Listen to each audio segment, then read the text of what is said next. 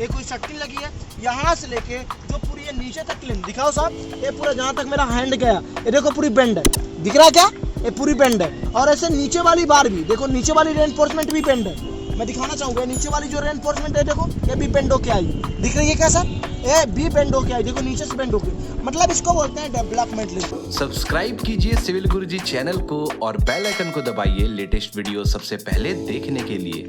Hello engineers, मैं corporate trainer Abhilash Mishra आप सभी का बहुत बहुत स्वागत करता हूं सिविल गुरुजी के इस प्लेटफॉर्म पे। इंजीनियर्स, आज मैं फिर से आया हूं साइट पे। जैसा कि आप देख रहे हो पूरा स्लैब बन चुका है और कल होने वाली है कंक्रीटिंग। तो चलिए बता ही देते हैं आप लोग को डेवलपमेंट लेंथ क्या होती है। आप लोग की बहुत ज़्यादा डिमांड आती है कि सर डेवलपमेंट लेंथ के बारे में बताओ, क्यों प्रोवाइड करते हैं, कहाँ से कितनी होती है और क्या ड्राइंग में मेंशन होती है कि नहीं मेंशन होती है। तो चलिए सबसे पहले ड्राइंग दिखाता हूँ। तो मैं चाहूँगा सर ड्राइंग दें। जैसा कि आप देख रहे हो हमारे पास ड्राइंग है, इसमें जनरल नोट्स लिखी है, आप देखिए स्ट्रक्चरल नोट्स है।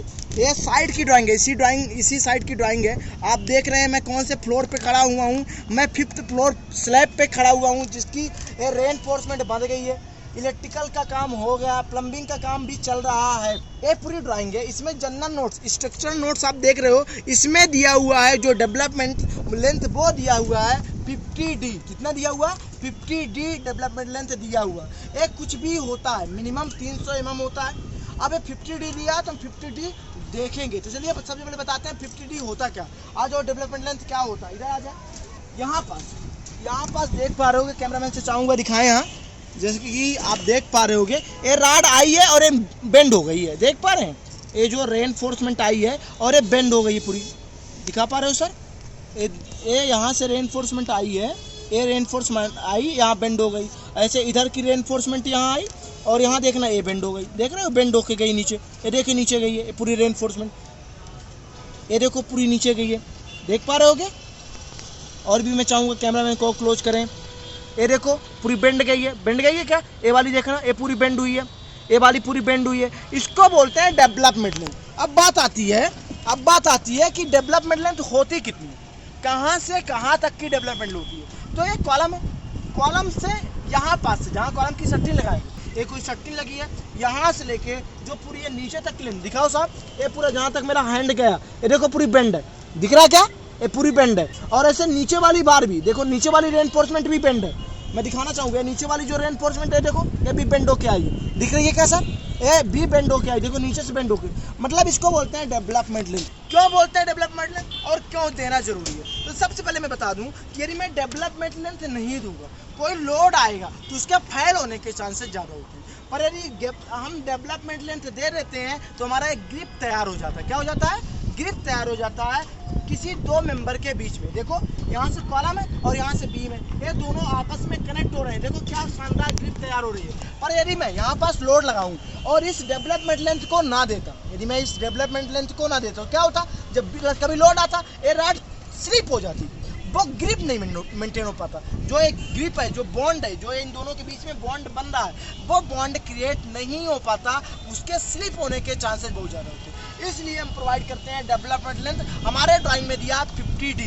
50D मतलब होता है डाया बार, मतलब ये कितने mm की बार है, 25 mm की। आप देख पा रहे हो 25 mm की बार में दिखाने की कोशिश करता हूँ, कहीं लिखा हो शायद 25 mm, 25 mm, इधर देखना 25, ये देखो ये 25 mm की बार है, देख पा रहे हैं आप इंजीनियर, ये 25, ये दिख नहीं रहा है, ये रेनफोर्समेंट, ये 25 मतलब 25 mm की रेनफोर्समेंट है। तो 25 इंटू कितना हो जाएगा, 50 इंटू 25, जो लेंथ आएगी वो हो जाएगी डेवलपमेंट लेंथ। डेवलपमेंट लेंथ यहाँ से लेके जो पूरा होगा डेवलपमेंट लेंथ कराएगा। बहुत लोगों को डाउट होता है, सर ये तो नहीं है जो एल मारे ये तो डेवलपमेंट लेंथ नहीं साहब, जो यहाँ से लेके यहाँ तक की पूरी लेंथ होगी उसको बोलेंगे डेवलपमेंट लेंथ। कभी भी कंफ्यूज नहीं होना है। और इसका काम एक और होता है कि जो लोड आ रहा, जो चंदन लोड आ रहा बीम से, उस लोड को कॉलम में क्या कर रहा, वो ट्रांसफर कर रहा। ये भी डेवलपमेंट लेंथ का काम होता है कि एक मेंबर के लोड को किसी दूसरे मेंबर में सेफली ट्रांसफर करना किसका काम होता है, ये काम होता है डेवलपमेंट लेंथ का। तो डेवलपमेंट लेंथ के मेनली दो वर्क होते हैं, पहला होता है लोड को ट्रांसफर करना, दूसरा होता है ग्रिप बॉन्ड बनाना, ग्रिप तैयार करना, बॉन्ड बनाना। तो वीडियो ज़्यादा लेंदी नहीं करनी है हमको, बस यहीं पास एंड करूँगा। पर इसके पहले एक चीज़ मैं सिखा के जाने वाला हूँ। ये देखो ये जो रेनफोर्समेंट डाली हुई है इसको बांधेंगे, बॉन्ड करेंगे। ये जो दो रेनफोर्समेंट मतलब ये देखो टॉप में एक रेनफोर्समेंट गई है और एक रेनफोर्समेंट इसके नीचे गई है क्या। अब इन दोनों को हमको सेपरेट करना ताकि यहाँ कंक्रीट घुस जाए, ताकि यहाँ कंक्रीटिंग हो जाए। पर यदि आपस में आपस में जुड़ गई, मान लो मैं एज्यूम करता हूँ कि यहाँ हमने स्पेशल नहीं दिया पर ये आपस में जुड़ गई, क्या एग्रीगेट जा पाएगा? आप लोग बताओ, क्या एग्रीगेट जा पाएगा? यदि जा पाएगा कमेंट करो, और नहीं जा पाएगा फिर भी कमेंट करो। अब देखो आप सोचो ना यार, यदि ये दोनों आपस में चिपक जाए, जो लेयर है देखो, जो टॉप में रेनफोर्समेंट लगी है ये मेन जा रही है, ये देखो मेन बार जा रही है, और जो एक बार यहाँ से आ रही है यहाँ एंड हो जाएगी, इसको क्या बोलेंगे? एक्स्ट्रा बार। टॉप में तो क्या बोलेंगे? Top extra. लेफ्ट में तो क्या बोलेंगे? Left top extra. तो ये जो नीचे वाली बार आ रही है इसको बोलेंगे लेफ्ट टॉप एक्स्ट्रा। तो ये जो मेन बार है और टॉप एक्स्ट्रा बार है इसके बीच में गैप तो मेंटेन करना होगा भाई साहब। तो गैप कैसे मेंटेन करें? इसके लिए हम डालते हैं स्पेसर बार डालना बहुत जरूरी है।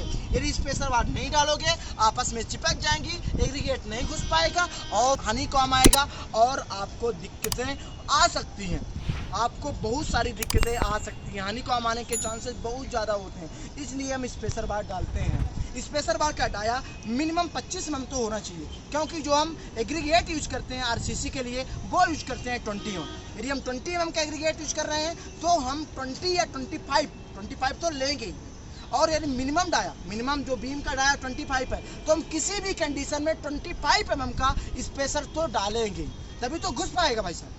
इंजीनियर यदि आप चाहते हो ऐसे ही साइट रिलेटेड वीडियो देखना, ऐसे ही मोर वैल्यूएबल वीडियो देखना, तो इस चैनल को आपको लाइक करना होगा और सब्सक्राइब तो करना ही है। और यदि आप सब्सक्राइब कर दिए हैं तो आपको बेल आइकन दबाना नहीं भूलना, जो घंटी दिख रही है उसको फोड़ डालो, उसको फोड़ना बहुत जरूरी है। सो इंजीनियर चलिए चलते हैं, मिलते हैं इसी जोश और जुनून के साथ किसी